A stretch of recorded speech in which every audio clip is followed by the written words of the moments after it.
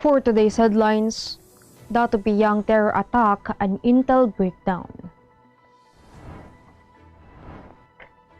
Palace malls localized and granular lockdowns. Ready to veto dubious infra projects in 2021 national budget. House OK's 2020 budget extension and Coco Levy Trust Fund. No hope for red tagging bill. Katniel music video hits more than 1 million views in less than 24 hours. Third Ravenna set to play in B-League All-Star Game. Cloudy skies and light rains to be expected. Good morning, I'm Sunday Locos and you're watching Tribune News on Q. Today is Tuesday, December 15, and now the news. Philippine National Police Chief General De Bolsina said that government forces had committed lapses in sharing intelligence that may have prevented the attack of the Islamic State-inspired Bangsamoro Islamic Freedom Fighters in Datupiyang, Maguindanao on December 3. SINAS disclosed that both the Armed Forces of the Philippines and the PNP received reports about the BIFF incursion of the second-class municipality, which has a population of about 25,600 people. This report, however, seemed to have caused a crack between the police and the military, with SINAS rejecting claims that the PNP stationed near the site of the attack had failed to defend the area. Major General Marnie Marcos, head of the PNP Board of Inquiry, said that the Chief of Police of Datupiyang received the intelligence report on the attack only hours before, and that the intelligence report from higher headquarters was not properly disseminated. The military claimed Datupiyang Police Chief Captain Israel Bayaona, who was relieved from his post, took shelter in a convent at the height of the attack. Marcos, in his presentation, said that the police withdrew to the Notre Dame School beside Santa Teresita Church as they were being overwhelmed by about 130 militants from 3 directions but were able to repel the attackers. This is not the first time a crack between the country's security forces has been revealed. On June 30, Sulu policemen ambushed 4 Army intelligence operatives casing known terrorists in the area. Meantime, local government units will be forced to implement a granular lockdown until the end of the year should coronavirus infections surge during the holidays, the Malacanang said on Monday. The Philippine police will be imposing tighter measures, even threatening to arrest persons who will hold Christmas parties. Gatherings outside of their homes of immediate families are also discouraged by the Department of Health, in keeping tab with a warning by the Octa Research Group, which sees a possible spike in cases due to the revelries and increased mobility of people. Presidential spokesperson Harry Roque issued fresh reminders to the public to observe health protocols against COVID-19 during Christmas gatherings to avoid virus transmission. An area placed under a granular lockdown should observe strict quarantine protocols and stay-at-home measures to control the spread of COVID-19 among residents. Under a granular lockdown, businesses can still continue, but it must operate based on the guidelines for areas under modified enhanced community quarantine. President Duterte will veto dubious infrastructure funds inserted in the 4.5 trillion 2021 General Appropriations Bill, the Malacanang assured on Monday. Presidential spokesperson Harry Roque issued a statement after Senator Panfilo Lacson said items in the Department of Public Works and Highways 2021 budget should be the key starting point of the Palace review of the National Spending Plan. Lacson said overlapping appropriations should be vetoed, along with at least 793 line items for multi-purpose buildings, with a uniform 1 million peso appropriation each. In 2019, The President removed 95.3 billion peso worth of public works appropriations from the original 3.757 trillion spending plan, since the items, which came as a result of post-ratification budgetary alignments made by lawmakers, were not within the program priorities of the government. Due to the questionable allocations, the Congress failed to pass the 2019 budget immediately, and the government had to operate under a reenacted budget in the first weeks of 2020. Tribune News and Q will be back after these reminders. Viber is the free and secure way to connect with friends and family, anywhere. Send messages and make phone and video calls for free. Download Viber now.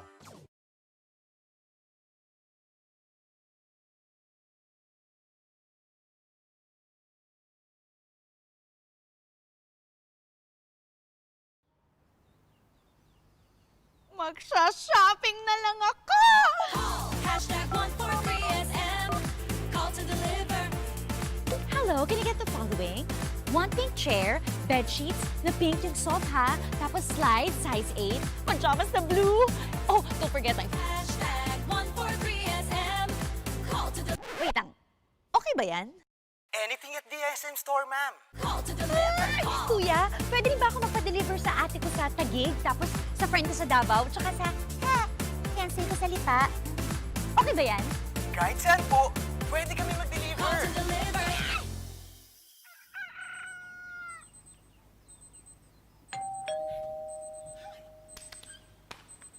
Call. Hashtag 143SM. Call to deliver. Hashtag 143SM. Call to deliver. Call. Hashtag 143SM. Hashtag 143SM. Call to deliver. Call na rin kayo. Call to deliver.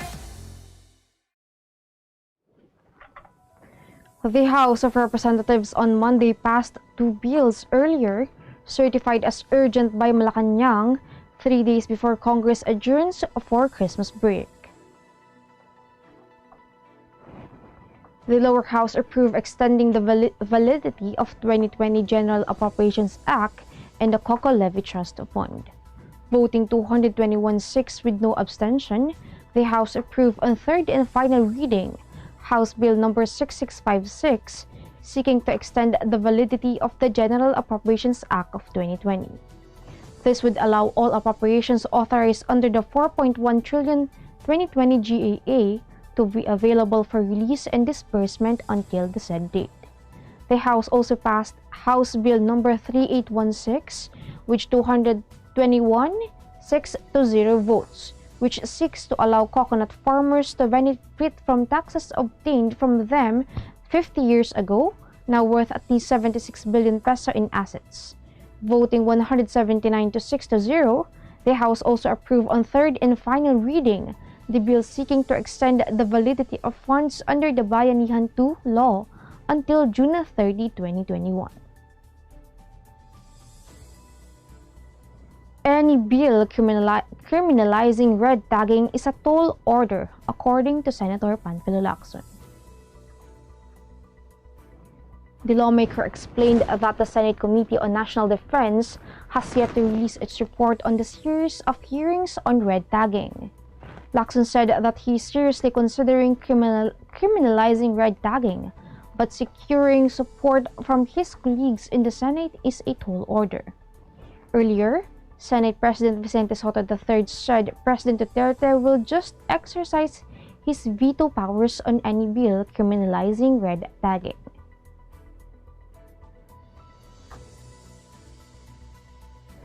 In showbiz, Ben & Ben's collaboration with superstars Catherine Bernardo and Danielle Padilla for the music video of the song Sa Susunod na Habang Buhay became a trending topic Monday night upon its release.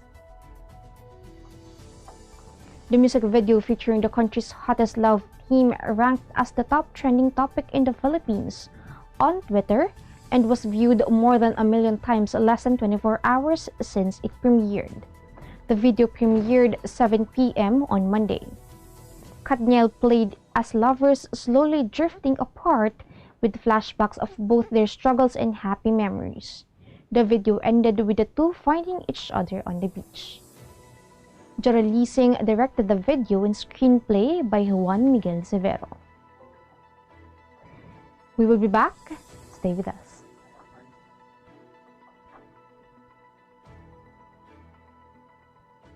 This is a very important story. The important story. Pictures and stories. Today, we feel the weight of history on our shoulders. The way we have been moving leads nowhere. We need to change course. Since the United Nations was founded, the human race has never had to face a set of challenges like we do right now. But together, we can overcome them.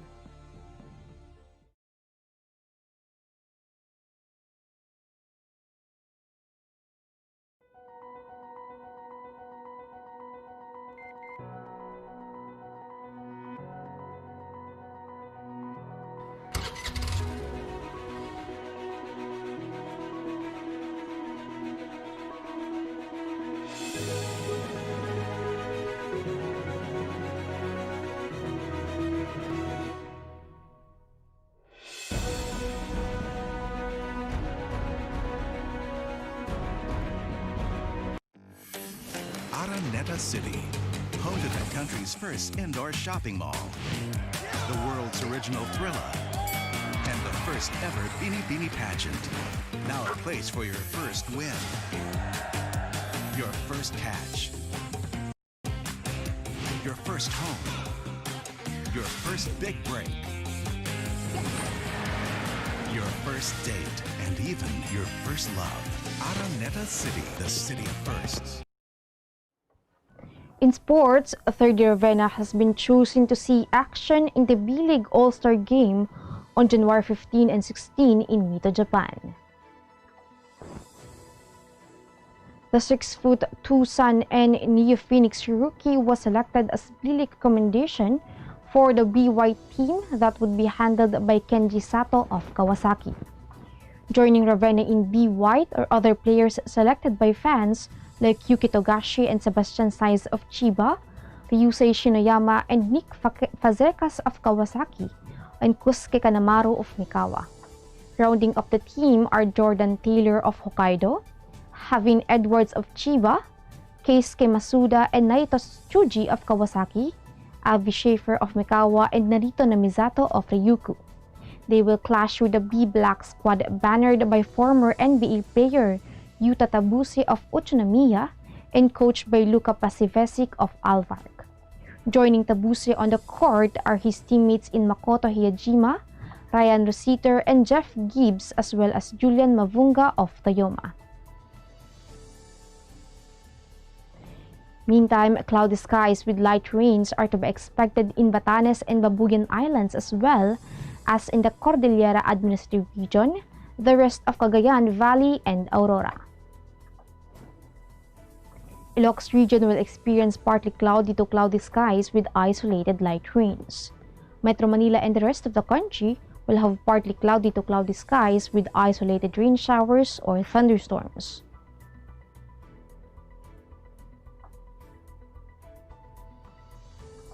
And that wraps up the stories this morning. Catch the latest news on our website tribune.net.ph and follow us on Facebook, Twitter, and Instagram. Subscribe to our YouTube channel, Tribune Now. The Daily Tribune is one with the nation in facing the COVID-19 crisis, and in line with this, the Daily Tribune Digital Edition on Press Reader is now available for free online. You can also download the Daily Tribune app on Apple Store or Google Play to get the latest and most comprehensive news online. Daily Tribune is also inviting everyone to join its community Viber Kachibu to get updates on the freshest and hottest news and entertainment stories of the day. 32 emoticons are also available on our community Viber. Just visit the sticker store and search for Kachibu Community. And before we go, we would like to thank the SM Store for our wardrobe. We would also like to thank the Araneta Center. Again, this is Sunday Locos and you're watching Tribune News on Cube. Stay safe, stay healthy, and stay at home. Good morning and have a nice day.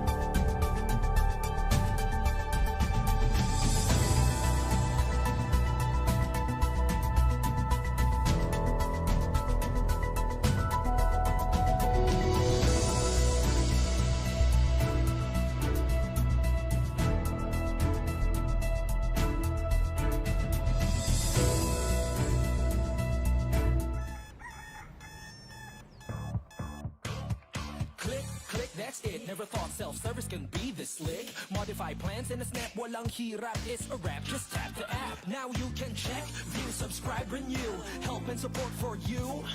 Out with the ring apps are the in thing, you know what to do. Globe at home and Globe One, all in the Globe app na yan. Self-service and easy to use, mas okay tayo dyan. Globe at home and Globe One, all in the Globe app na yan. Instant response, no hold time pa, wala nang hintayan. Download Globe at Home and Globe One app, all in the Globe app na yan. Download the Globe One and Globe at Home apps from Google Play Store and Apple App Store now. Download Globe at Home and Globe One app, all in the Globe app na yan. Good morning, sir. How may I help you? Bakit kailangan ko pang pumunta sa bangko? Kung nga naman, sir, ba't kailangan pang pumunta sa bangko?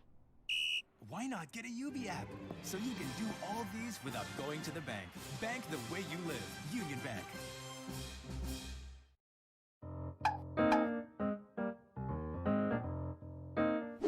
Ang Philippine Offshore Gaming Operators o POGO ay isang legitimate business entity na nagbibigay serbisyo sa offshore gaming para lamang sa mga manlalarong nasa abroad sa pamamagitan ng internet. Ang mga serbisyong handog nito ay katulad ng casino games at sports betting na pwedeng laruin kahit wala sa casino. Sa Pilipinas, walang POGO operators. Tanging POGO service providers lamang dahil nagaganap ang mga laro sa labas ng bansa.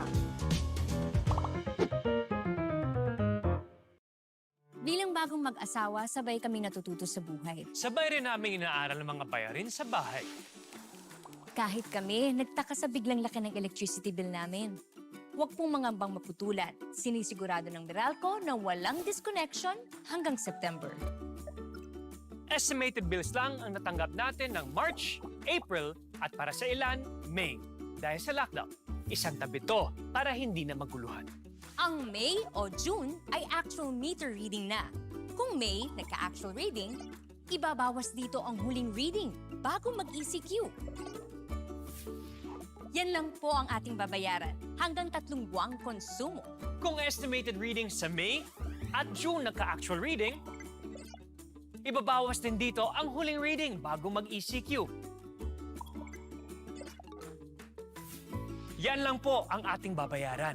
Hanggang 4 na buwang konsumo, walang labis. Tandaan, kung ano lang na konsumo, yun lang ang babayaran. ako po si Mateo G. At ako naman po si Sarah G.